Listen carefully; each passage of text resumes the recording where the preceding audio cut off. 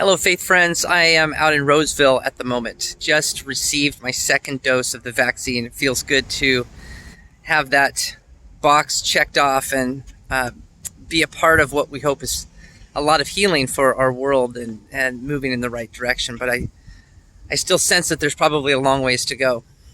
I was reminded of a story that I will share more about on Sunday morning. Climbing Mount Adams in Washington State with my brother-in-law, and we had climbed through the night, and then we would headed up in the morning to reach the summit, and we came up above what we thought was the summit, and only to find out that we had about another 1,000 feet of elevation still to go at a time when we were really tired and we were really weary, and hoping that that was it, that was the top where we would get a great view.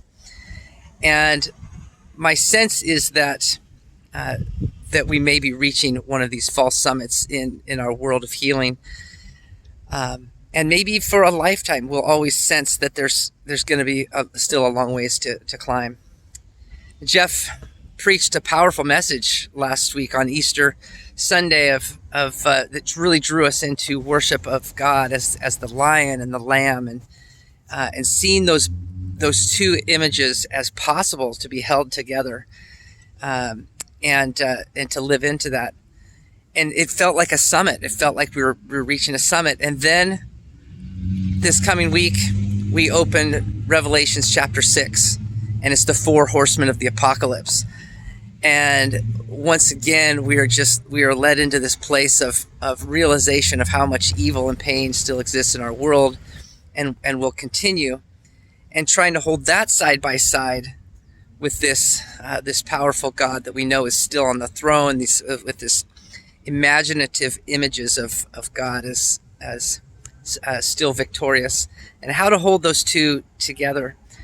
I would encourage you, if you have an opportunity, to read through chapters 6 and 7 of Revelation. They're short chapters, and they're very different chapters, but I think it's important for us to temper what we heard on Easter Sunday with where we find ourselves and what Scripture points to as the reality that will continue to be in our lives, the reality of what we experience, along with the reality of the way Christ wants to be present and powerful in our lives. So I'd encourage you to read those and to consider what those may be saying to you before we meet on Sunday. But I'm thankful too. I'm thankful for a church community that is beginning to re-engage in person and becoming, looking for opportunities.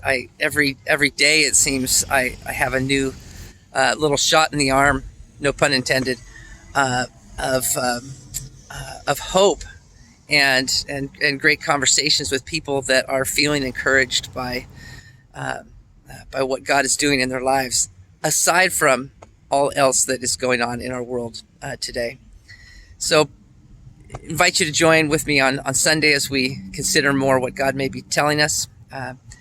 I hope that you are well today, and that God's Spirit is able to lead you moment by moment through this day.